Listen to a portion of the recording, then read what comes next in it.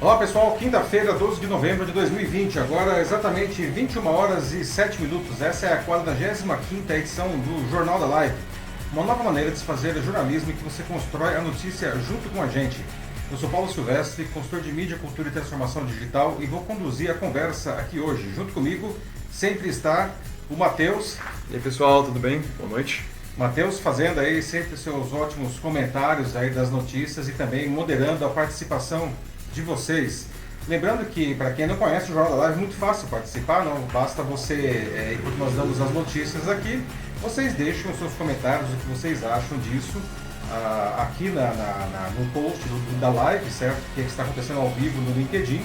E aí o Matheus vai selecionando os comentários, né, e a gente vai construindo, a gente vai conversando em cima da notícia, né? O Jornal da Live que acontece sempre ao vivo no LinkedIn, a partir das 21 horas das quintas-feiras, e ele fica também disponível depois em vídeo no próprio LinkedIn, mas também no YouTube, no Facebook e como podcast no meu canal, o Macaco Elétrico, nas diferentes plataformas de podcast. Muito bem, pessoal, esses são os assuntos que nós vamos debater hoje, tá?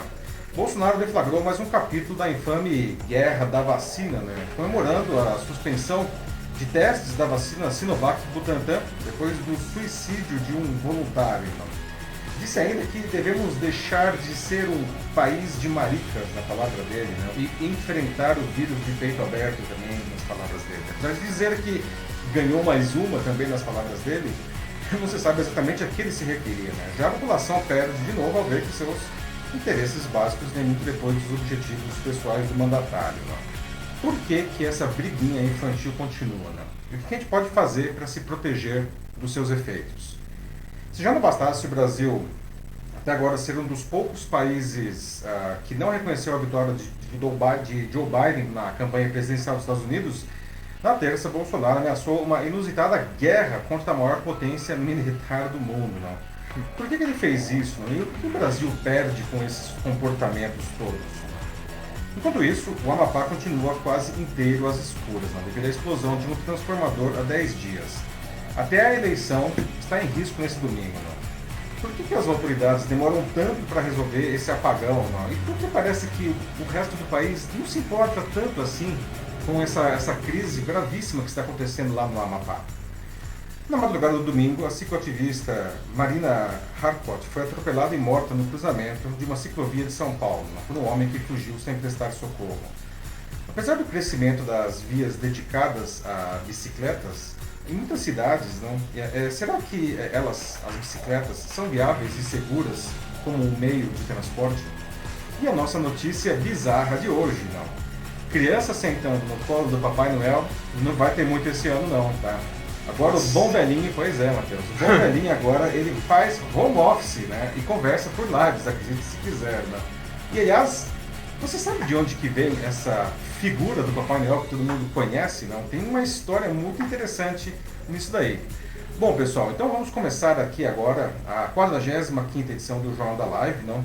Como eu já disse, vamos falar, né? Bolsonaro deflagrou mais um capítulo da infame guerra da vacina, comemorando a suspensão dos testes da vacina Sinovac Butantan depois do suicídio de um voluntário aqui no Brasil. Né? Disse ainda que devemos deixar de ser um país de maricas, e enfrentar o vírus de peito aberto. Vale dizer que a Anvisa já autorizou a retomada dos testes da vacina Sinovac pelo Butantan, porque o argumento usado para a interrupção ele era furado. Né? Afinal, a morte do voluntário não tinha nada a ver com a candidata à vacina. Ele, infelizmente, se suicidou. Né? E aí eu queria começar a fazer as perguntas aqui para vocês. Você acha que a Anvisa finalmente se tornou um instrumento político nessa guerra da vacina, entre o Bolsonaro e o governador de São Paulo, João Dória? Né? A vacina chinesa do Dória, como o Bolsonaro a chama, é um risco para a população brasileira, como ele afirma? Não?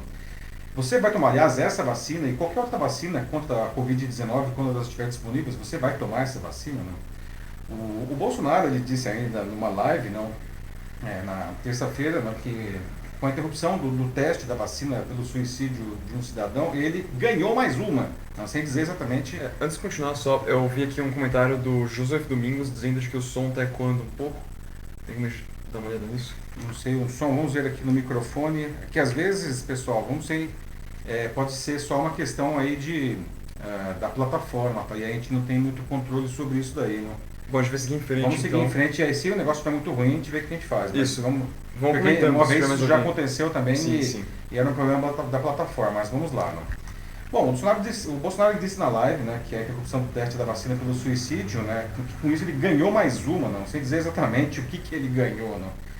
E aí eu queria dizer, você acha que essa briguinha infantil aí escancara que o Bolsonaro, não, ele coloca seus interesses pessoais e eleitoreiros à frente da saúde da população? E o que a gente pode fazer para se proteger desses efeitos, não? E essa história que ele disse que a gente tem que parar de ser um país de maricas, né? O que vocês acham dessa declaração, não? E dá para enfrentar a Covid-19 de peito aberto, não? Como ele está comandando aí os seus seguidores, não? Depois de 8 meses de pandemia, os brasileiros já aprenderam, deveriam ter aprendido, que não podem contar com a empatia do Bolsonaro em relação ao sofrimento causado pela Covid-19. Bolsonaro demonstrou várias vezes que coloca seus objetivos políticos e os devaneios negacionistas à frente da saúde da população.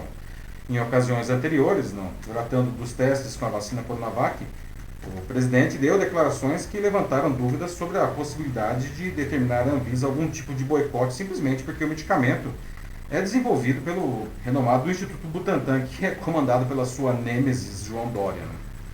A agência sempre negou interferência política, mas os acontecimentos dessa semana levantaram sérias suspeitas. Afinal, a morte de um voluntário de 32 anos que causou a suspensão das pesquisas da Coronavac não foi relacionada com os testes, nem com a Covid. Não. Foi um caso de suicídio. Aliás, isso foi registrado dessa maneira no boletim de ocorrência na Polícia Civil. Além disso, a Anvisa anunciou a suspensão dos testes na mídia, antes mesmo de tratar do caso com o próprio Butantan, que foi pego de surpresa. Só que aí, diante da gritaria generalizada que atingiu até a comunidade internacional e da evidente pataquada, a Anvisa autorizou a retomada dos testes. Mas o tempo entre uma decisão e outra foi suficiente para o Bolsonaro vir a público destilar o seu veneno. Em uma live ele disse, abre aspas, morte, invalidez, anomalia. Essa é a vacina que o Dória quer obrigar todos os paulistanos a tomar. Mais uma vez, Jair Bolsonaro ganha, fecha aspas. Antes de continuar, de novo, aqui tem algumas pessoas, de novo, reclamando do áudio com eco. A Mariângela, por exemplo, falou que está com áudio 100% aqui, tá bem. Mas o José Antônio Maluf de Carvalho disse que está com eco, então... pessoal, pode ser alguma coisa da plataforma mesmo, não sei se porque tá se algumas totalmente... pessoas estão com o áudio bom, não pode ser um problema de geração aqui, não. Deve ser um problema realmente aí... o Fabrício disse que tá bom também. A minha sugestão para o pessoal que estiver com o áudio aí gerando eco, deve ser realmente um problema da plataforma. Eu peço que saiam da live e entrem de novo, por favor, que aí possivelmente o problema vai ser resolvido. Eu lamento, mas infelizmente a gente não tem como controlar aí a plataforma, não. Sim. Enfim, continuando aqui. Então depois ele disse, mais uma vez, o Bolsonaro ganha, ele comemorou essa interrupção da vacina que está mais perto de ser liberada à população, como se tivesse marcado um gol, então. Isso em um momento em que uma segunda onda é esperada, exemplo do que está sendo visto aí na Europa e nos Estados Unidos, do outro negacionista, Donald Trump e do Bolsonaro. Nenhuma referência ao voluntário que morreu, como aliás nenhuma referência aos mais de 162 mil mortos pela Covid-19 no país. Só que não satisfeito, no dia seguinte, Bolsonaro disse em uma cerimônia no próprio Palácio do Planalto, abre aspas, tudo agora é pandemia, tem que acabar com esse negócio, povo. Lamento os mortos, lamento. Todos nós vamos morrer um dia. Daqui todo mundo vai morrer. Não adianta fugir disso, fugir da realidade. Tem que deixar de ser um país de maricas. Imitação 10 de 10. E aí continua ainda, abre aspas novamente. Aqui começam a amedrontar o povo brasileiro com segunda onda. Tem que enfrentar, é a vida. Temos que enfrentar de peito aberto, lutar, fecha aspas. Bom, aparentemente essa realidade aí que o Bolsonaro vive só existe ao redor dele, não. Sim, vamos colocar os fatos aí. Os números vêm caindo, sim, nas últimas semanas, tanto de casos como de mortos, mas nos últimos dias já se observa um preocupante aumento nos casos de internações em hospitais em vários estados, principalmente pelo que se está vendo em outros países. Aí o pessoal está ficando preocupado, não. A fala aqui de quebra ainda é homofóbica, essa história de país de maricas, Outra característica do Bolsonaro, por sinal, foi duramente criticada pela sociedade civil, até o Rodrigo Maia, que é presidente da Câmara dos Deputados, criticou abertamente, Bom, depois disso tudo, o Butantan disse que o cronograma da Coronavac será mantido. Enquanto isso, participando do seu primeiro evento após se recuperar justamente da Covid-19, o ministro da Saúde, Eduardo Pazuello, não fez nenhuma referência no discurso aos dois focos de atenção da pasta nos últimos dias, justamente essa birra do Bolsonaro contra a Coronavac e aos problemas no sistema utilizado para informar os casos e óbitos causados pelo novo coronavírus, o que tem ajudado a derrubar os números de óbitos e de casos no Brasil. Bom, pessoal, então vamos lá ao debate, né? Vamos lá, a Anvisa se tornou um instrumento político nessa guerra da vacina, não? Você vai tomar a Coronavac ou qualquer outra vacina contra a Covid-19 quando ela estiver disponível? Não? Essa guerra da vacina escancara, não, que o Bolsonaro coloca os seus interesses na frente, enfim, dos interesses da população, ou não tem nada a ver? E dá para enfrentar o Covid-19 de peito aberto, né, como ele está comandando aí os seguidores, né? E por fim, né, mas e não menos importante, essa história de que a gente tem que parar de ser um país de maricas, né? O que exatamente isso significa? Então, damos aí início ao nosso debate. Matheus, como está aí, pessoal?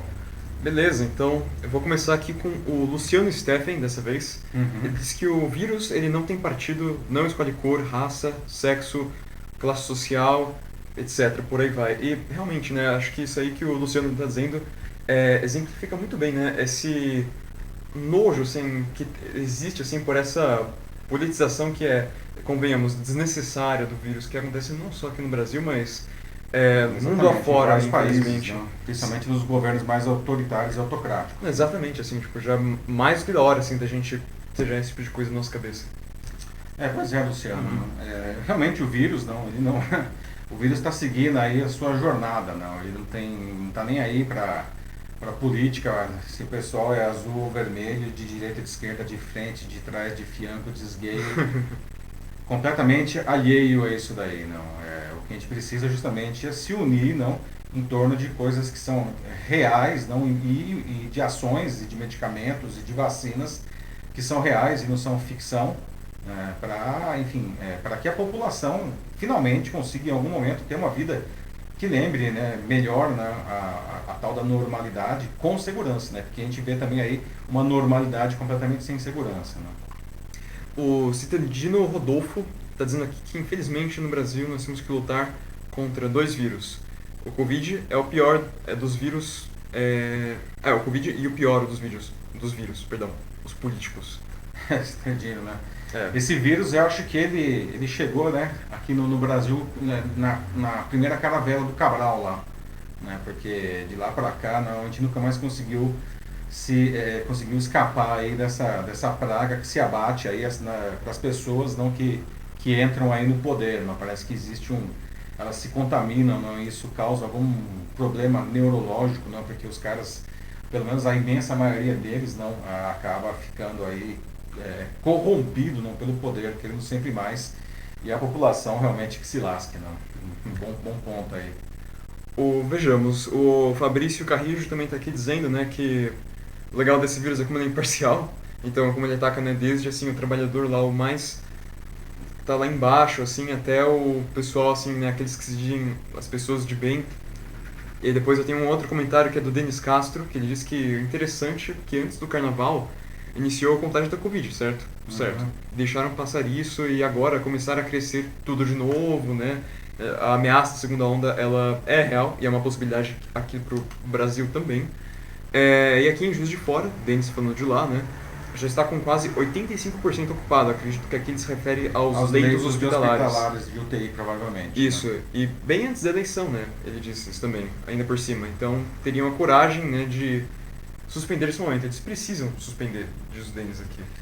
Pois é, Denis, isso que você traz aí, não, é uma suspeita. Muitas pessoas estão levantando isso daí, não, que os números caíram aí, vem caindo, e agora o sistema de contagem do governo ele fica meio que fora do ar ou funcionando parcialmente, justamente antes da eleição. E isso daí é uma coisa que, enfim, levanta suspeitas, mas não podemos cravar aí, não, que realmente existe aí um movimento, porque até não existe nenhuma prova, não existe suspeitas, mas infelizmente, né, de teoria de conspiração. O nosso país aí está cheio de todos os lados que a gente pode imaginar, né? Então, não posso alimentar mais uma, né? Antes o Fabrício falou também isso, né? Obrigado aí também pela participação aí, Fabrício. Né? Sim, o vírus é imparcial. O vírus é imparcial, tá? Agora, enfim, seguimos adiante, vamos em frente aí, ver como que a gente consegue sobreviver a isso da melhor maneira possível. O Joaquim, né, português, tá falando aqui pela Europa, né, tá dizendo que vamos tomar muito cuidado com esses elogios, né, em toda a Europa e outros países, né, tipo, eles estão fechando tudo também. Aqui, mais uma vez, eu acredito, se referindo a essa segunda onda. É, E quanto à vacina, ele diz aqui, não existe esse tipo de coisa na política, né, tipo, a solução não tá na política. A gente não tem vacina ainda, então devemos sempre nos cuidar. Esse tem que ser o nosso foco, ainda e sempre. o amigo Joaquim que está em Portugal, aí, não, sempre trazendo aí o ponto de vista de além-mar, não, é verdade, Portugal, né, está passando aí por um aumento bastante delicado aí dos números, não, a exemplo da Europa inteira, né? Hoje a gente vê, a grosso modo, não, os números da Europa eles estão mais ou menos entre metade e 2/3 do pico da primeira onda que foi em abril, ou seja, não é pouca coisa. É verdade que as pessoas estão morrendo menos, né? E uma das explicações, existem algumas explicações para dizer por que as pessoas morrem menos hoje do que naquela época. Primeiro porque hoje as pessoas que se contaminam são mais jovens, né? O que aliás demonstra que os jovens meio que estão ignorando os cuidados e por isso eles estão se contaminando e por serem mais jovens eles têm mais resistência natural ao vírus, né? E também porque a própria medicina e a ciência depois aí de 8 meses de contato aí com a pandemia, né, aprendeu, né, as práticas, as técnicas vão melhorando, né? Então também a medicina e a ciência aí, né, em geral estão mais eficientes, mas os números estão aí e são inequívocos, né? Tanto na Europa quanto nos Estados Unidos. Ontem, por exemplo, morreram 1.080 pessoas só nos Estados Unidos, não? Mais de 100 mil novos casos, não? É um negócio muito, muito realmente preocupante. A Maria Ângela de Camargo diz aqui, né, um pensamento que ela tem tido em alguns momentos, pelo que ela compartilha conosco aqui.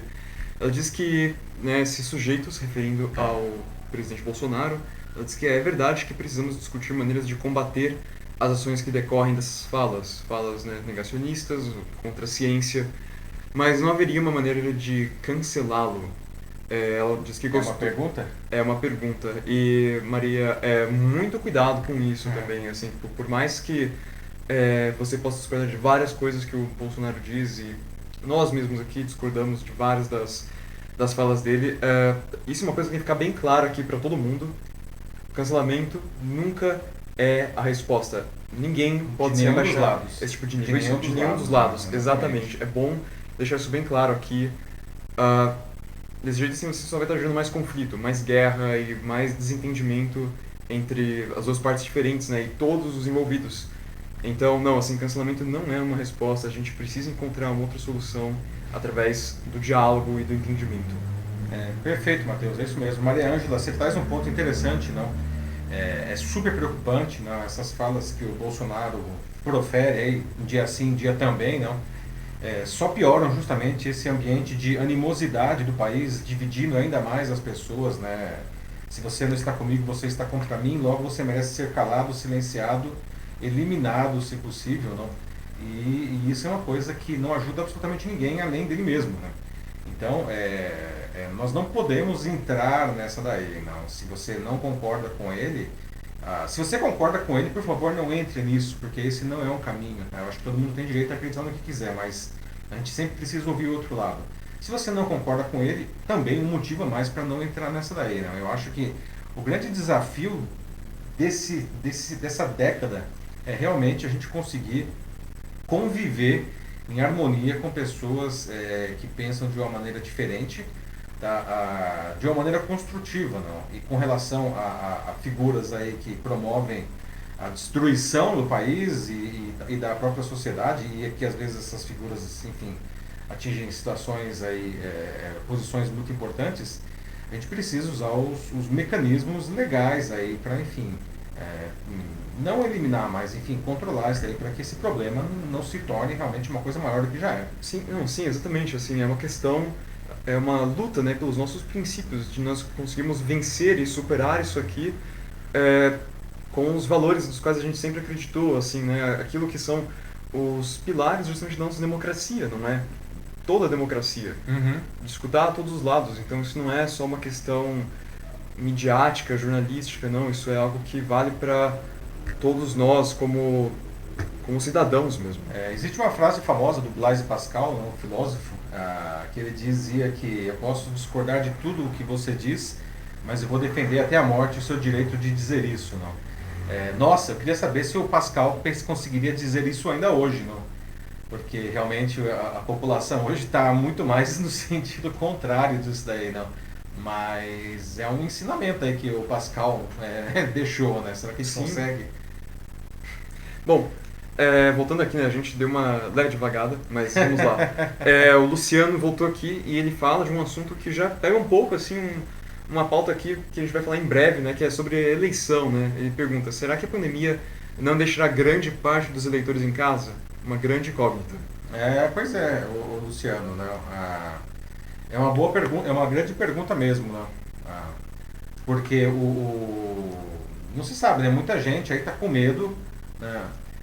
Luciano, muita gente aí está com medo de votar agora no domingo, não? Porque afinal de contas, em muitos casos, não, o local de votação ele tem aglomerações, não? E aí a pessoa fala, nossa, eu vou deixar de votar porque eu tenho medo do Covid-19. Algumas pessoas já falam, nossa, é por isso que eles não estão mostrando os números, porque senão as pessoas deixam de votar. Claro que no final das contas, né, aqui no Brasil o voto é obrigatório, mas a multa por não votar é pouco mais de R$ 3, então muita gente está realmente cogitando seriamente não votar por conta disso, né, e pagar a multa depois. Né? Lembrando que se você não votar e não regularizar o seu título por 3 turnos seguidos, o seu título é cancelado, então cuidado com isso daí. Tá? Mas voltando à pergunta aí, tá? Eu acho que assim, é um risco, tá? A gente precisa, mas a gente precisa votar. Eu acho que o voto ele é obrigatório e a gente precisa votar até para a gente tentar melhorar essa situação que está todo mundo reclamando. Não, vamos votar aí e vamos tomar os devidos cuidados aí, tá? Principalmente evitar aglomerações, né? Baixem o aplicativo aí do e-título para não ter que levar o título de eleitor, tá? Em papel, não. Use máscara, leve a caneta, leve o seu próprio álcool gel. E vamos exercer esse direito, antes de mais nada, da melhor maneira possível. Né? Antes da gente seguir em frente também, eu queria fazer um adendo com um comentário anterior da Maria Ângela de Camargo. Ela acabou de colocar aqui, né, de que talvez ela não tenha sido feliz na colocação, então ela pede desculpas, mas não precisa se preocupar, Maria, é para isso que a gente está aqui mesmo. E ela pergunta se a gente assistiu o Jornal da Cultura, porque eu fui e reli o comentário dela e ela disse que gostou do tratamento que eles deram para a fala mais recente dele, em que parece que eles não esticaram muito, não prolongaram no assunto, entende? Uhum. Eles não deram muito palco. E aí eu concordo, eu acho que isso é uma boa ideia, sim. Bom, Maria Ângela, como o Matheus já disse, não precisa pedir desculpa, ninguém precisa pedir desculpa, porque aqui o debate é aberto e construtivo. E eu conheço você, Maria Ângela, e eu sei que você jamais diria alguma coisa que fosse uma aberração, muito pelo contrário, né? Mas eu entendi o seu ponto agora. Aliás, isso foi por coincidência ou não, né? Eu acho que hoje em dia está difícil as coincidências, é tudo algoritmo de relevância. Foi o tema do meu vídeo de segunda aqui no LinkedIn mesmo e também meu artigo publicado ontem. Eu estava mencionando a decisão das principais TVs americanas de interromperem no meio a fala do Trump quando ele estava dizendo as mentiras de que a eleição tinha sido roubada, blá blá. Eles foram lá e cortaram a fala dele para restabelecer os fatos, né? Ou seja, os jornalistas aí, eles assumiram, né, o seu papel de busca da verdade, porque o que ele estava dizendo era claramente uma mentira, não, eles sabiam que era uma mentira, eles, enfim, explicaram o que ele estava falando, mas não deram palco para o maluco, entendeu? E explicaram a situação, por que aquilo lá, afinal de contas, era uma mentira. Então eu entendo agora o que você quer dizer. Talvez a gente não deva dar palco aí, né, para coisas do tipo, esse daqui é um país de maricas, porque é uma loucura, para dizer o mínimo, esse comentário. E talvez se a gente fica falando muito disso daí, a gente está só aumentando aí a fervura desse caldo de ódio. Entendi o seu ponto e é um ponto muito interessante do qual eu concordo. Temos tempo para um último comentário rápido? Temos mais um último comentário. Beleza, então eu tenho aqui um da Veralice Oliveira. Ela diz que sobre a vacina ela vai tomar somente quando sair, porque ela confia nos institutos que estão trabalhando nelas e independente de qual político apoia elas ou não. E é isso aí, eu acho que é exatamente isso que a gente tem que fazer, Veralice. Esse é o pensamento que a gente tem que ter daqui pra frente. Isso aqui é uma questão de saúde.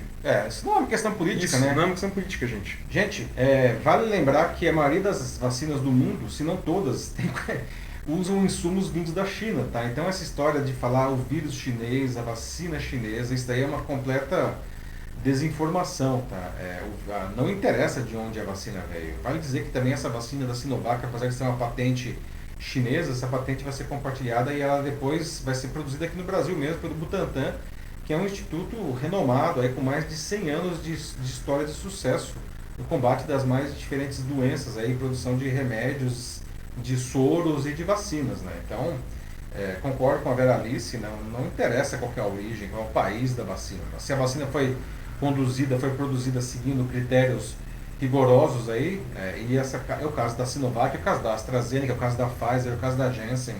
Sim. Tantas vacinas aí nós temos aí uma meia dúzia de vacinas que são candidatas a vacinas que estão super avançadas, tá? Essas vacinas todas seguem um bom critério, né? A única que está meio esquisita é a Sputnik V lá da China, perdão, da Rússia. É que a própria comunidade científica internacional fala, como vocês não seguiram o procedimento, né? Mas aí mais uma vez, né? É estranho, não por uma questão política ou ideológica, mas por uma questão científica, né? Científica, eles não seguiram corretamente os procedimentos, não é porque porque eles são russos, então eles não são confiáveis. Não. Muito pelo contrário, pode vir de onde for, entendeu?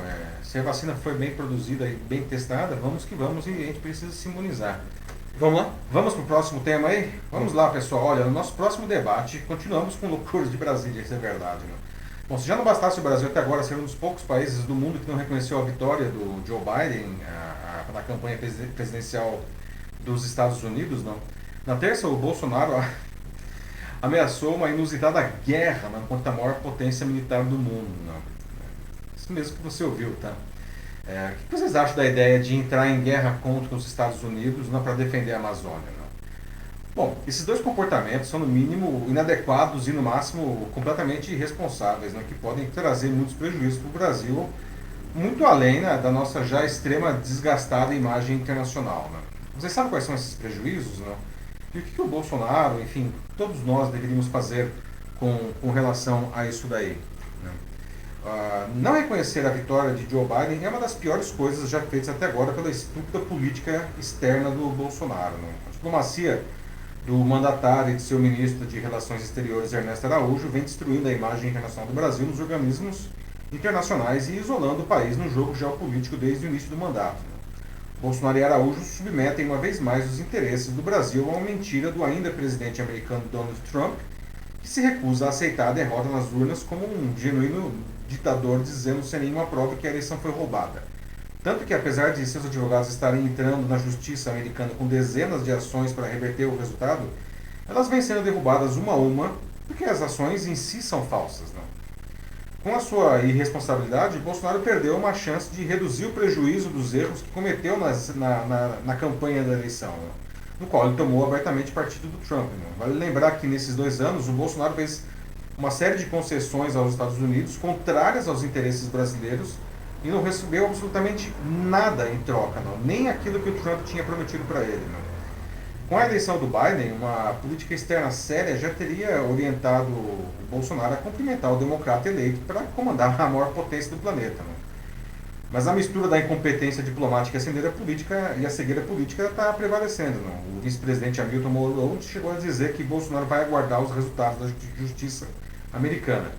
Enquanto isso, a gente fica vendo aí, não, ainda mais, ficando mais ainda isolados, não, internacionalmente, com o selo de uma vergonhosa república de bananas que se submete automaticamente aos caprichos lá do perdedor americano. Né? Até tradicionais aliados de Trump já cumprimentaram o Biden, entre eles o Benjamin Netanyahu, o primeiro-ministro de Israel, e o Boris Johnson, do Reino Unido. Não. Quase todos os países do mundo já fizeram isso. Já o Brasil ficou no grupinho dos países de governos ditatoriais ou autocráticos, né, como China, Rússia, Coreia do Norte, México, Venezuela, são os nossos colegas nessa negação aí, né? Quanto mais demora a reconhecer a incontestável vitória de Biden, mais Bolsonaro prejudica os interesses brasileiros na relação com os Estados Unidos. Né? Bolsonaro ele amplia dificuldades políticas para se relacionar com o governo Biden e dá mais motivos para uma reação dura da futura administração de Washington na área ambiental e nas questões econômicas do relacionamento bilateral. Né? Mas sempre pode piorar, né, gente? Ainda mais com o Bolsonaro em um dia de fúria como ele tem estado nessa semana. Né? Na terça, ele se referiu ao Biden como candidato à chefia do Estado. Né? Vale lembrar que durante a sua campanha, O Biden disse que criaria um fundo internacional de 20 bilhões de dólares para a proteção e desenvolvimento da Amazônia.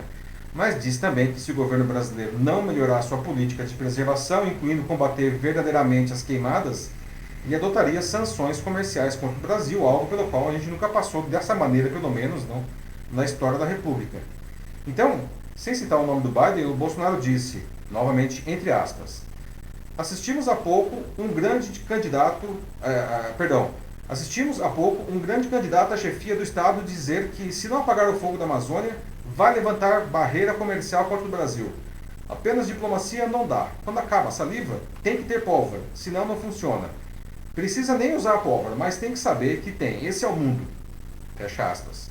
Bom, se pólvora for a medida, aliás, uma invenção chinesa, diga de passagem, né? Então a gente está completamente destruído, né? E o mundo, mais uma vez, riu da nossa cara, né? Aliás, riu aqui dentro, né? Pouco depois da declaração, a estapafúrdia do Bolsonaro, o embaixador dos Estados Unidos no Brasil, Todd Chapman, publicou um tweet congratulando o Corpo de Fuzileiros Navais americano pelo aniversário de 245 anos. Né? O vídeo que acompanha a publicação relata que o destacamento é o maior do mundo e está sempre de prontidão para responder de forma rápida, seja por terra, ar ou mar. E uma das passagens do vídeo, olha só, gente, né? Vai ficar cutucando a onça com vara curta ainda. No vídeo, ele mostra os fuzileiros navais americanos perfilados em frente ao Cristo Redentor e marchando na esplanada dos ministérios em Brasília. Né? E vale lembrar que os Marines, não, eles costumam ser a primeira força usada pelos Estados Unidos quando eles decidem invadir um país. Né?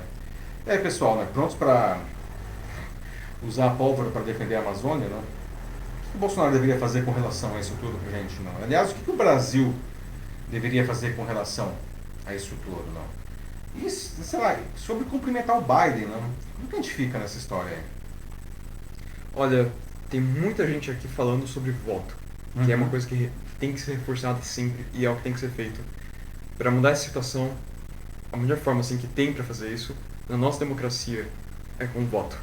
É o que estão falando aqui mesmo.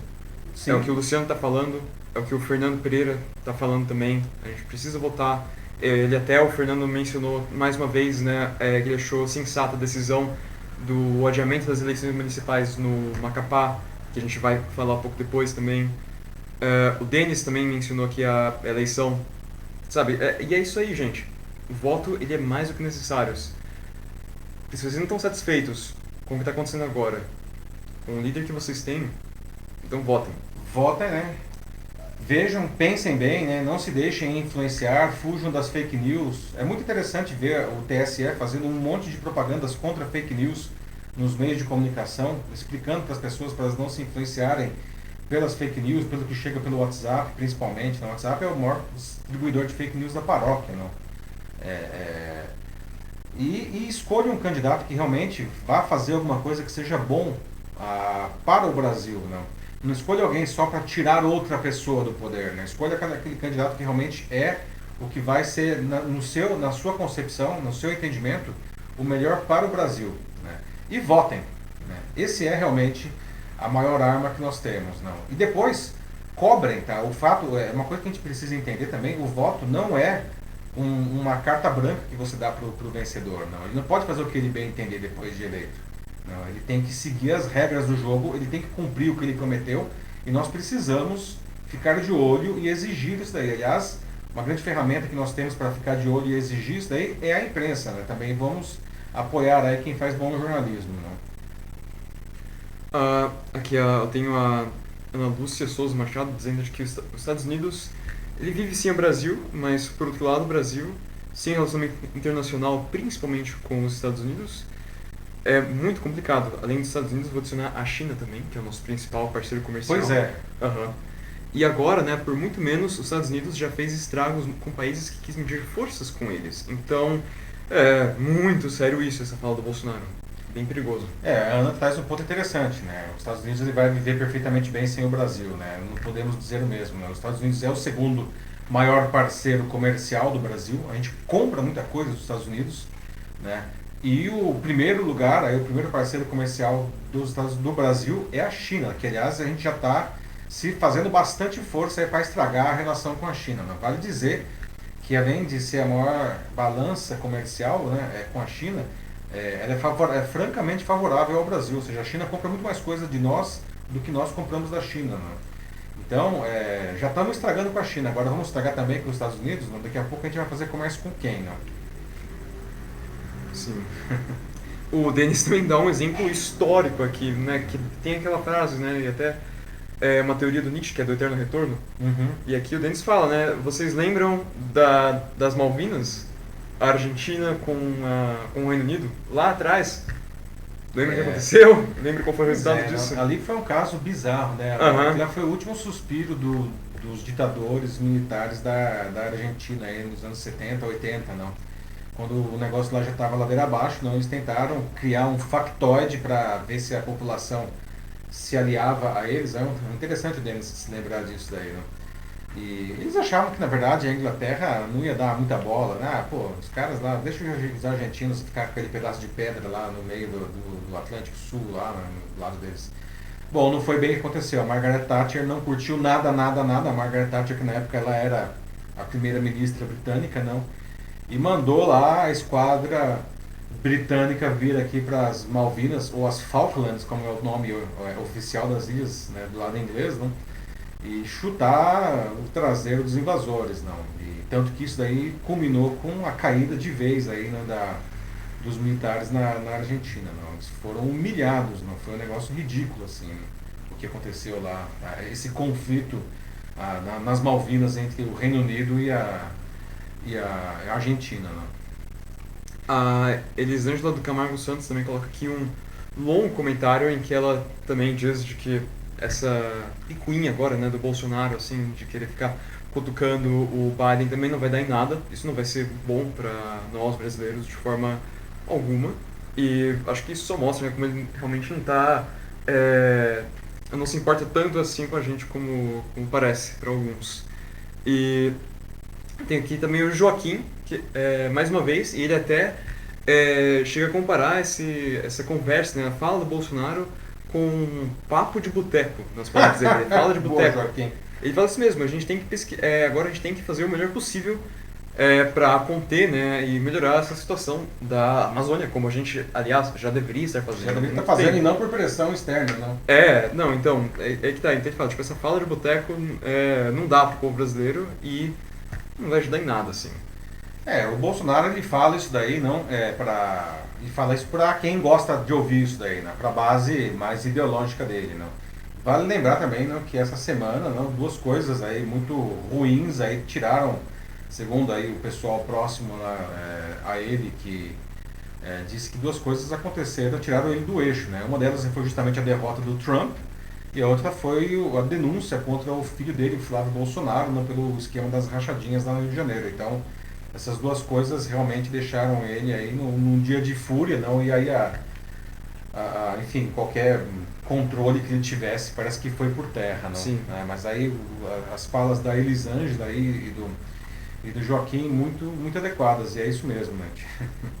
Vamos pro próximo? Vamos pro próximo assunto, pessoal? Finalmente chegamos no Macapá, que tá todo mundo falando aqui. Pois é, o Amapá, Macapá, não, que aliás foi uma sugestão do Fernando também, não, lembrando que as pautas também vocês podem sugerir, não. E o Amapá continua quase inteiro às escuras, não. Nesse nosso próximo debate a gente vai conversar sobre esse apagão, né, em 13 dos 16 municípios do Amapá, inclusive a capital, Macapá, né.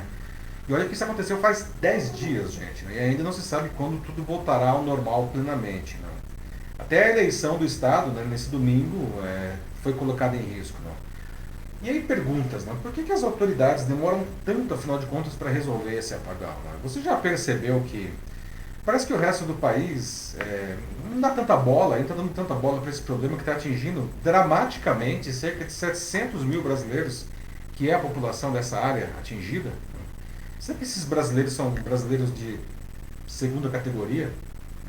Eles não merecem mais empenho do governo para resolver essa crise terrível, ou não merecem mais a nossa empatia aqui de quem está fora desse negócio aí, não? O problema ele aconteceu por causa da explosão de um transformador, esse que vocês veem aí, na subestação que recebe energia para todo o Amapá. Essa energia vem por uma única linha de transmissão lá do Amazonas, não? E a explosão inutilizou também um outro transformador do lado, não? Tinha um terceiro e último transformador do estado, não, que é usado para emergências como essa, mas que já está sem funcionar para reparos há quase um ano. Sugestivo, né? Após 4 dias de apagão total, desde domingo, cerca de 90% da população do estado vive um precário rodízio de fornecimento de energia elétrica. Os moradores eles tentam adaptar a rotina para enfrentar períodos de até 12 horas sem luz. Não? Sem energia elétrica, vários outros serviços deixam de funcionar também. Não? As pessoas estão sem água, sem internet, por exemplo. Qualquer coisa que dependa de refrigeração está estragando ou já estragou, inclusive, alimentos. Na cidade de Tartarugalzinho, as vacinas tiveram que ser estocadas no freezer de um açougue, né? Porque esse açougue tem um gerador de diesel. Então essas vacinas já teriam sido estragadas. Não? Como que você se sentiria não? Se isso estivesse acontecendo com você? Não? Apesar dessa situação dramática, né, demorou 3 dias para o Brasil perceber o risco do caos social lá no Amapá. Não? Aí na imagem vocês veem uma parcial da capital Macapá. Né? O Socorro ele fez mais cor nas redes sociais do que em Brasília. Não? O governo federal montou um gabinete de crise, né, mas muito pouco se viu dos ministros, além de uma ou outra fala vazia, como de costume. Né?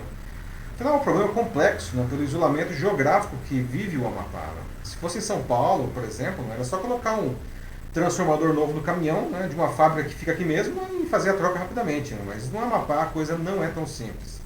O transformador ele pode levar mais de uma semana para chegar lá. Né? Além disso, para transportar até lá um novo equipamento desse porte, ele precisa ser desmontado, transportado por avião ou por balsas e montado novamente. Né? E aí nenhuma autoridade quis se expor, já sabendo que a solução poderia demorar muito mais tempo, como ela está demorando. Não? E quanto aos amapaenses, né, bom, as autoridades elas não estão lá mesmo, não é mesmo?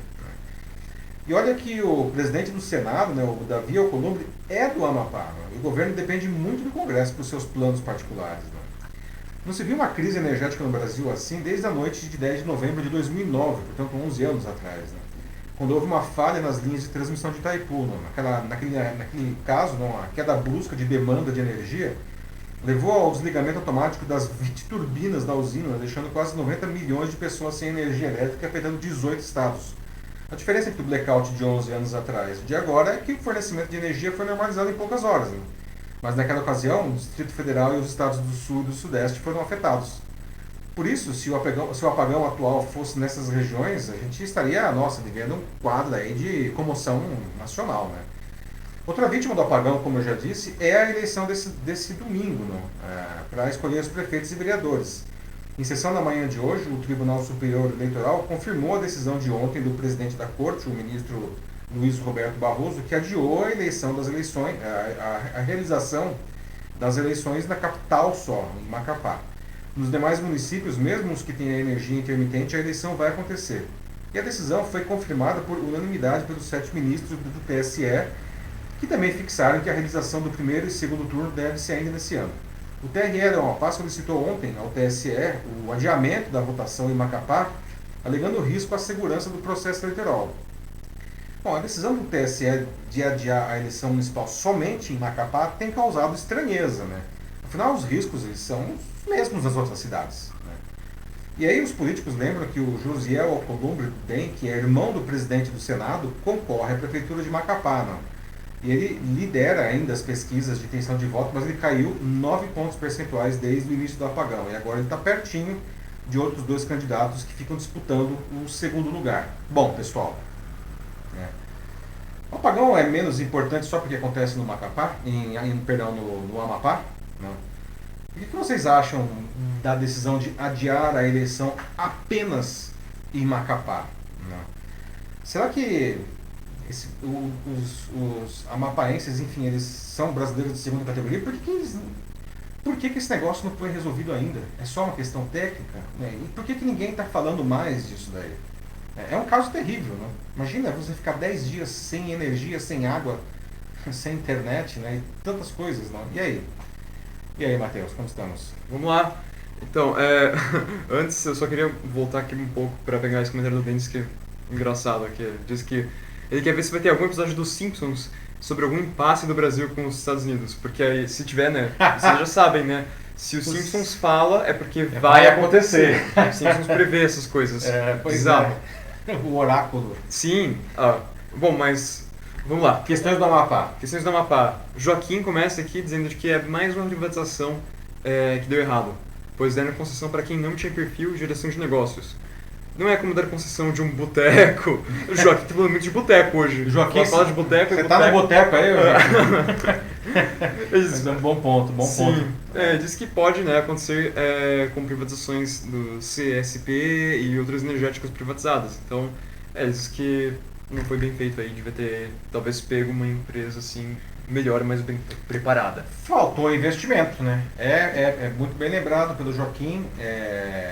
A empresa é privada, não é empresa lá de geração, geração não, é empresa de fornecimento, não, de energia no Amapá. É uma empresa que o que existia foi privatizado e essa empresa aí certamente ela é responsável por isso e deve responder por isso daí depois, né? Porque afinal de contas, por que aquele terceiro transformador, que é o transformador de backup, está há 1 ano parado, esperando o reparo? Ora as bolas, não é o transformador de reparo? Se ele tivesse reparado, se ele tivesse, não é o transformador de backup, não, se ele tivesse reparado, se ele tivesse pronto para funcionar, nada disso teria acontecido. Sim. Bom ponto, Joaquim. Sim, não, gente, aí que tá, né? É legal também pensar nisso, né? Só porque é privatizado e não é do governo, não quer dizer que é bom. E vice-versa também, né? Exato, não também. quer dizer que é privatizado que seja ruim, né? Eu acho que assim, o que é bom e o que é ruim depende da eficiência do gestor e do responsável, da empresa, né? Sim, por isso seja tem ela que pública averiguar. ou privada. Exatamente. Continuando aqui, eu tenho o Gilberto Melo, ele disse que achou positivo essa decisão. Principalmente pela questão moral, né? A tensão, ela é positiva e pelo menos inverte os vetores dos nossos interesses de soberania. Ou seja, de fato, né, que eu concordo com o que o Gilberto quer dizer. O líder, né, um prefeito nesse caso, né, ele serve os seus cidadãos. E não o contrário. Ou seja, se os seus cidadãos eles estão por uma crise dessas, então nada mais justo do que os candidatos à prefeitura, né, esperarem. Concordo. Gilberto Melo. Gilberto, bom ponto e tem razão. Né? Tem mais algum comentário aí? Isso aí. Eu vou recarregar a página aqui porque tive um probleminha com lag, mas vamos lá. O lag da plataforma, não? Acontece, sim. Sim, disse o lag. Aqui, tem o Marcelo Concílio, ele diz que, pessoal, é o desgoverno. O Brasil é um navio sem comandante com um sujeito que arrota uma série de grotescas declarações, mas é absolutamente incapaz de gerenciar um condomínio. Esse condomínio chamado Brasil, né? Quem que é o nome do autor mesmo do comentário? Desculpa. Rodou já aí. Denis, socorro. Dá uma força aqui. Mas é verdade, desculpa, eu perdi o nome, tá? Mas você tem toda a razão, tá? Isso tudo é desgoverno, né? A gente precisa encarar isso com mais seriedade, não? É uma tristeza não observar que nós estamos há 10 dias sem energia no Amapá, né? E ainda não se sabe quando essa energia vai ser plenamente restabelecida. Não é pouca coisa, isso não pode passar despercebido, não? Principalmente de nós que estamos aqui no Sul, no Sudeste, em outras regiões do Brasil, no Distrito Federal, confortáveis, né, com energia elétrica, com água, com internet rápida e tudo mais, não? Todos são brasileiros e todos merecem igualmente respeito nesse caso. Tem agora um do Denis aqui, ele diz que é incrível, que falta de gestão de riscos, cadê o plano B? Falta gestão de risco. Cadê o plano B? Cadê o plano C? Todo abecedário, né? Que seja, né? Até o plano Z. O plano B tá lá no cantinho, Denis, lá naquele terceiro transformador que está parado para reparo há 1 ano. Vai estar lá o plano B. Inaceitável, né? Tipo, eles estão já... Nossa, o quê? Mais de uma semana já assim... 10 dias. 10 dias. E assim, 10 dias, né? Agora com esse rodízio ruim aí, né? E sem previsão, sem saber exatamente quando que isso vai estar regularizado. Né? Sim, eu sei que isso é uma coisa que todo mundo fala, mas é mais do que certo falar isso. Em plena pandemia, assim, o Covid-19 por si só já é ruim o suficiente, mas tem que lidar com um apagão desses. Pois vale lembrar também, muito bem falado, Matheus, né? Nem todos os hospitais, ainda mais em um estado mais pobre, nem todos os hospitais têm gerador, né? Exato. Então veja, isso aí está afetando também os hospitais. A gente viu aí no caso de Tartarugalzinho, não, as vacinas, se não fosse para o freezer de um açougue, elas teriam estragado, né? Porque o açougue era uma das poucas coisas na cidade que tinha um freezer e um gerador a diesel, né? É. Não, é que tá assim, tipo, pessoal, acho que a melhor forma que a gente tem pra ajudar isso é compartilhando só o que aconteceu, assim, é o que a gente Exato. pode fazer aqui. Sim.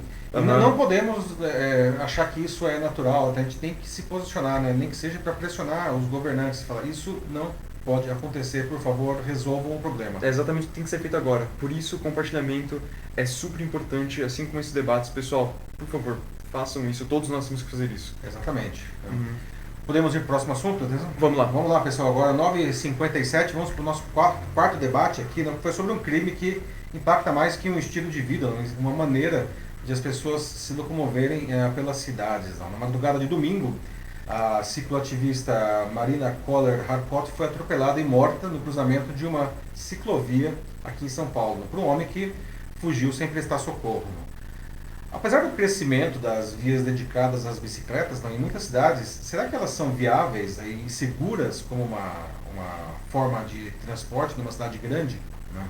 Aliás, você usa a bicicleta, né, seja sua, seja compartilhada, como meio de transporte no dia a dia ou como lazer, enfim, não? E que cuidados que você toma nesse caso? Você sente algum medo, algum receio quando você está na rua com a sua bicicleta? Não?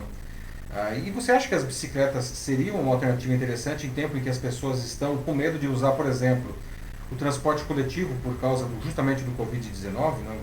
E, finalmente, o que a gente poderia fazer para melhorar enfim, a vida e a segurança dos ciclistas? Né? Uma ironia desse crime é que a Marina, que vocês veem aí, que era uma cicloativista havia pelo menos 8 anos, não? Ela era pesquisadora do uso das bicicletas como meio de transporte. Não? Ela era cientista social pela USP e concluiu em 2018 um mestrado pela Faculdade de Arquitetura e Urbanismo da USP, com a dissertação A Bicicleta e as Mulheres, Mobilidade Ativa, Gênero e Desigualdades Socioterritoriais em São Paulo. Ela também era pesquisadora colaboradora dos laboratórios do Espaço Público e Direito à Cidadania ligada à FAO. O microempresário José Maria da Costa Júnior, de 33 anos, principal suspeito de ter matado a ciclista, se entregou 38 horas depois do crime. Né? Ele foi indiciado por homicídio culposo e por fuga do local do acidente. Né? Ao se entregar na tarde de ontem e permanecer na delegacia durante 3 horas apenas, ele usou seu direito de permanecer em silêncio e depois saiu pela porta da frente da delegacia acompanhado dos advogados. Né? Ele foi solto porque, em semanas eleitorais como essa, prisões só podem ser feitas 5 dias antes e 2 dias depois do pleito, no caso de flagrante ainda. Né? Ou seja, caso o microempresário tivesse se entregado até a segunda, ele poderia estar detido agora. Olha aí o carro, gente. O advogado do microempresário afirmou que seu cliente não parou para prestar socorro porque ele entrou em pânico na hora. Para a Polícia Civil, o suspeito assumiu o risco de matar a ciclista ao não prestar socorro.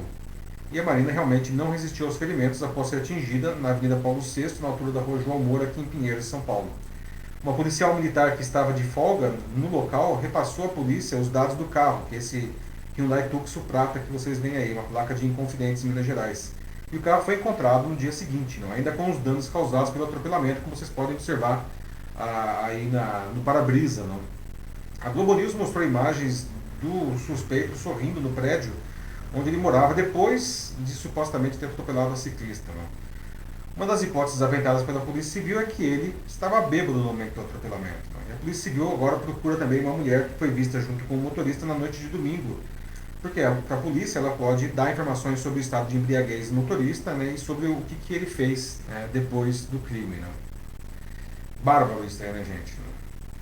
Então, pessoal, apesar do aumento das ciclovias e ciclofaixas, será que as bicicletas são viáveis e seguras para uma cidade grande? Não? Você usa, aliás, a bicicleta como meio de transporte ou para lazer? E que cuidados que você cuida? Não? Aliás, em tempos aí de medo de pegar o transporte coletivo por conta do Covid, as bicicletas seriam uma saída interessante?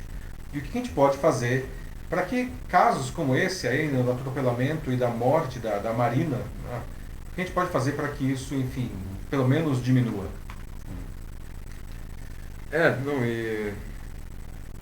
Assim, aqui para São Paulo, né, realmente, tipo, é uma coisa muito importante se você pensar isso, né, a importância das ciclofaixas, das bicicletas, Putz, ela realmente tinha uma ideia interessante, assim, era bacana que ela tinha isso e agora ela... Tão irônico, não? Sim. Ela estudava o tema, não, do uso das bicicletas aí como meio de transporte, não, até um meio de transporte mais inclusivo e acabou morrendo atropelada enquanto pedalava, não. É.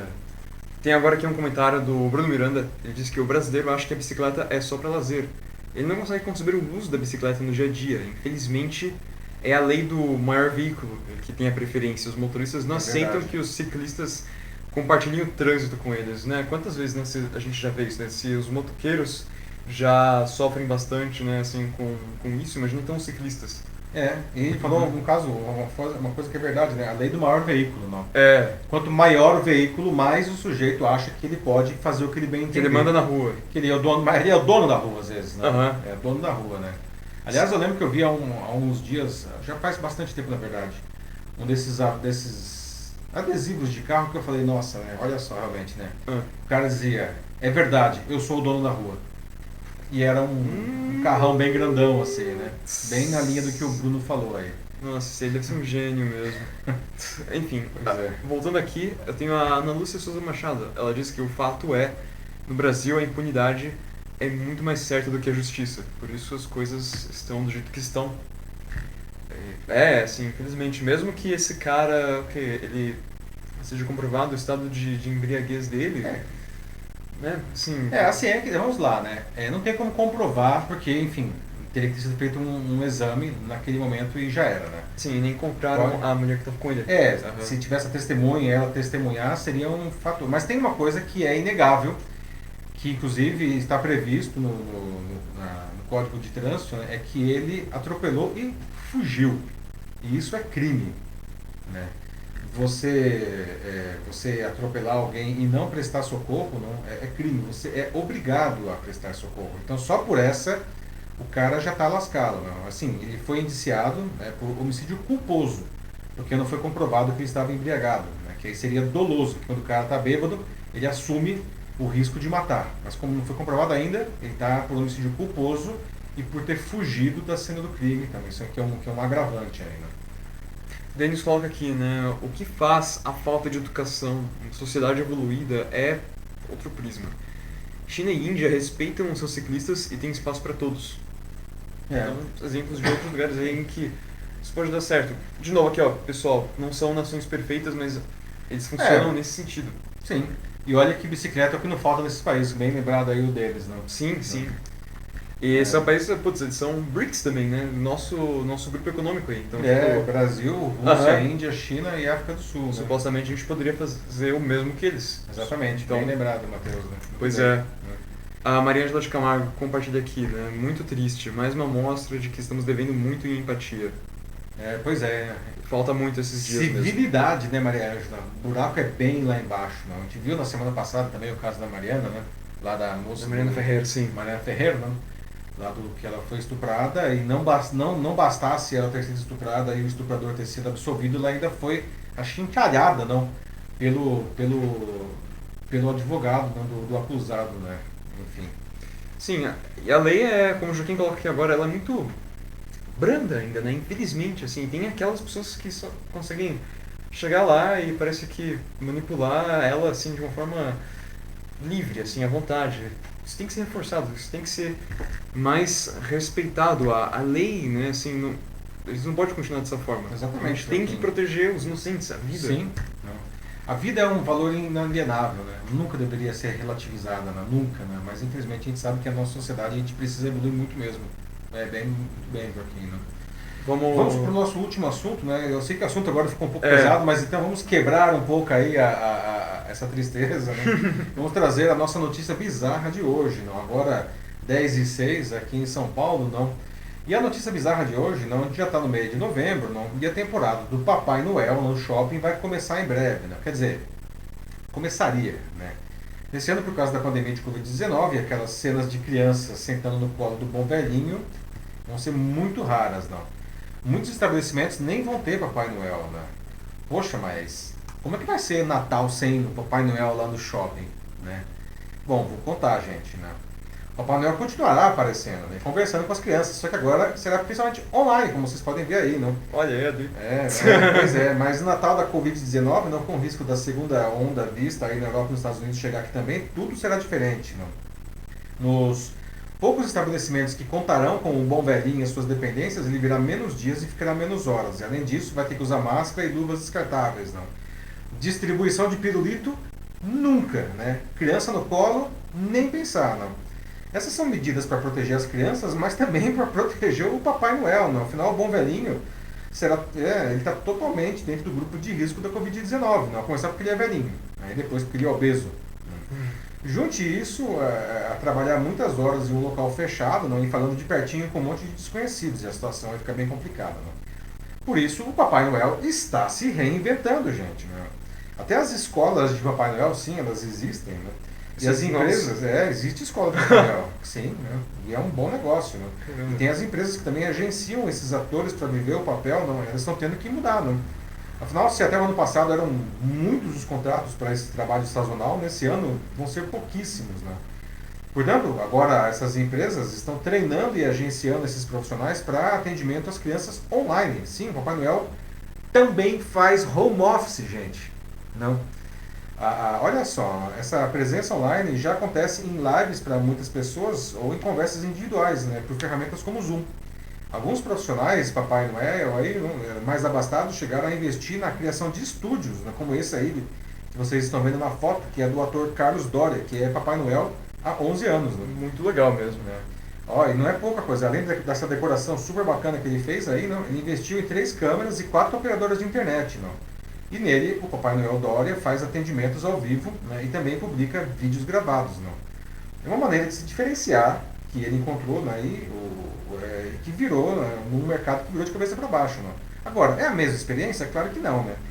Mas é melhor que experiência alguma, né, gente? Não? E olha, e pode até mesmo ser bem interessante em outros aspectos. Não? Por exemplo, agora nem precisa sair de casa para falar com o Papai Noel. Né? E, aliás, por falar no mercado, nessa terça eu fiz uma publicação que teve bastante repercussão em que expliquei de onde veio a imagem que todo mundo conhece do Papai Noel. Eu vou contar aqui para quem não viu essa publicação. Né? Bom, até 1930, né, o Papai Noel ele era representado pela figura do Santo Nicolau, né, do São Nicolau, né, o bispo que deu origem à distribuição dos presentes no dia 25 de dezembro. Tanto que em inglês o bom velhinho é chamado de Santa Claus, né, Claus de Nicolaus. Né, Só que o santo ele não se parecia em nada, né, com a figura que todos nós temos hoje do Papai Noel. Essa imagem ela foi criada pelo cartunista americano Fred Mizzen para a 10ª campanha de Natal da Coca-Cola. Né? Para isso, ele desenhou um homem vestido de Papai Noel em uma loja de departamentos no meio de uma multidão bebendo um copo de Coca-Cola. E teve a incrível ideia de fazer as suas roupas em vermelho e branco, né, que são as cores da empresa, para reforçar a associação com a marca. Olha só que loucura isso. Né? No ano seguinte, outro ilustrador, o Haddon Sandblom, que assumiu a campanha, né, ele aprimorou a figura, né, se inspirando nos velhinhos nórdicos, porque ele era filho, né, de finlandeses e de suecos. E ele criou esse homem gordo, não, afável, bochechudo, alegre, que todo mundo conhece, que é esse que vocês estão vendo aí na foto. Esse é o Papai Noel da Coca-Cola, que misturou essa imagem dos dois cartunistas. Não. Claro, ele estava vestindo com as cores da Coca-Cola. Que, aliás, veja só, né, outra coincidência, né, ou não, a Coca-Cola está lançando nessa semana a sua 100ª campanha de Natal. E adivinha só, o Papai Noel, vermelho e branco, claro, estará lá, né? Sabiam dessa daí? Olha só o poder da marca, né, gente? Os caras definiram a cor do Papai Noel. Que loucura isso daí, né? Pois é. Sabiam disso daí? Bom, essa eu não sabia mesmo. E quando eu vi, eu fiquei impressionado, né? O Papai Noel ele é praticamente uma figura mitológica, né? Sim. Assim, ainda mais para as crianças. E aí você vê, e toda a forma que a gente conhece ele, né? Ele ser do jeito que ele é, né? Gordão, bem, tipo, alegre, bonachão, né? Aquela coisa. E até as roupas que ele usa, né? Roupas compridas com vermelho e branco. É uma invenção de uma equipe de relações públicas da Coca-Cola. Os caras mandaram muito bem, né? O poder da marca é isso daí, né? E essa história, vocês sabiam dessa história? Mas e o que vocês acham agora do Papai Noel fazer atender as crianças por Zoom, né? Bem louco essa mudança aí, tem Papai Noel em tempos de Covid, né? A Ana Lúcia Souza Machado pergunta pra quem que ela vai dar a cartinha dela. Não vai ter mais cartinha, Ana, vai ser WhatsApp mesmo, e é bem mais rápido aí, que você pode faz uma conversa toda com o Papai Noel. Pois é, Ana, agora você consegue mandar direto ali agora, né? Só não dá pra mandar os biscoitos e leite, né? É verdade, né? Fica agora o Papai Noel na nossa casa, não? Olha, depois tem o Joaquim, ele disse que no Center Norte parece que já estão tendo, ou já vão ter, né, lives com o Papai Noel, pelo que eu entendi. Então, olha só, o futuro chegou verdade. aí, pessoal. Não é verdade, Joaquim, né? Os papais noéis aí, eles estão atendendo as crianças de duas maneiras, né? Atendimentos individuais, através de Zoom aí, bem no esquema do que eles faziam, né? Só não pega no colo. Mas tem live, cara, o Papai Noel faz live agora, olha só, Papai Noel high-tech, não atendendo aí, né, contando histórias de Natal para uma multidão ao mesmo tempo. Não? Nossa, assim, imagina se o Papai Noel virasse coach também. Nossa, não. Menos. O Adson também tá aqui, né, tipo, nossa, que poder, assim, que ele não fazia ideia disso. Adson também, eu compartilho isso, o espanto, eu também não fazia ideia. E o Denis pergunta se a gente vai ter você como Papai Noel em alguma futura live. Eu? Você? Não, eu precisaria engordar muito e deixar a barba crescer e além do mais eu não tô tão grisalho assim ainda. Falta, não sei, Denis, daqui uns 30 anos, quem sabe, não? E aí nem sei, não vai ser mais um, vai ser negócio por, sei lá, holografia, né? Realidade aumentada, quem sabe. Há 30 anos, né? Dá pra mudar muita coisa mesmo. Papai Noel holográfico é uma ideia que parece interessante. Já pensou se desse pra gente trazer o Papai Noel assim pra dentro de casa, numa holografia, né, totalmente realista? A gente já tem uns experimentos de holografia, né? Os nerds de plantão talvez vão entender o que eu vou dizer agora, não? Mas tem a Hatsune Miku, né? A Hatsune Miku, que é uma Vocaloid. Uma Vocaloid, mas Isso. Vocaloid o que é? A Vocaloid é uma cantora, né, que faz um enorme sucesso lá no Japão. Ela faz shows reais, as pessoas vão para o show da Hatsune Miku, só que a Hatsune Miku não existe, não. Ela é um programa. Ela é uma holografia, ela está no palco sem existir, tem a banda ali, não, e a Hatsune Miku toca ali e as pessoas não acreditam que ela está lá, não. Não, e é tipo, nossa, assim, sensação assim, total, tipo, desde mais de 10 anos atrás isso, assim, sucesso. É de hoje, né? Viva a Hatsune Miku aí. Depois procurem no Google ou no YouTube. A Natasha disse pra mandar um e-mail pro Papai Noel também, ao invés de uma carta. E-mail pode ser também, mas eu pessoalmente prefiro um zap assim, direto, bem mais rápido. Mas é legal, Natasha, porque o e-mail ele parece mais caro também. É verdade. Tem aí uma questão afetiva aí, né? Acho mantém que tem mais a ver com a um cartinha, pouco né? a tradição, assim, mesmo que virtual, é verdade. Porque agora o correio ele serve mesmo para entregar mercadoria, não serve mais para entregar carta, não é? Mas assim, que tem, até hoje as pessoas escrevem cartinhas para o Papai Noel e o correio aqui no Brasil, não sei se vocês sabem, né? Há muitos e muitos anos eles têm um serviço muito legal de voluntários que recebem essas cartinhas não destinadas ao Papai Noel, o endereço é sempre uma coisa tipo Polo Norte, assim, não? E eles respondem, né? Eles respondem todas essas cartinhas para as crianças que escrevem para o Papai Noel, que é um trabalho muito legal, né? E ainda existe isso, mesmo em tempos aí de e-mail, de WhatsApp. E-mail não, né? As pessoas não usam e-mail. Nós usamos e-mail, né? O WhatsApp e por aí vai. Bom, gente, é isso aí então, né? Encerramos o debate do Papai Noel, não? Pessoal, muito obrigado. Olha, agora aqui 10h15, não? Mais um Jornal da Live aí, que foi super bacana, o debate aí se estendeu, mas porque estava muito bom mesmo, temas importantes aí para o nosso desenvolvimento da nossa sociedade, não? E sempre de uma maneira aberta e bastante construtiva, não? Que a gente está justamente para debater e construir alguma coisa com todo mundo. Lembrando que não dá para a gente realmente ler todos os comentários que são feitos aqui, porque é muita gente, não, mas depois eu leio todos os comentários, leio mesmo, tá? E até em alguns casos eu tento responder. Então, obrigado pela participação de todos, porque realmente o Jornal Live só existe com a participação de vocês, né? Então, é isso aí. Sim. É isso aí, gente. O Denis insiste ainda na ideia do Papai Noel também, deepfake dá certo. Pode ser, Denis, vou pensar nisso. Bom, gente. Bom, é isso aí, pessoal. Bom, muito obrigado pela participação aqui da 45ª edição do Jornal da Live. Na semana que vem, a quinta-feira, às 21 horas, a gente se encontra novamente na 46ª edição. Boa sexta-feira, bom fim de semana e até a semana que vem. Um abraço para todos. Tchau, tchau. Até, pessoal. Boa noite, se cuidem e até a próxima.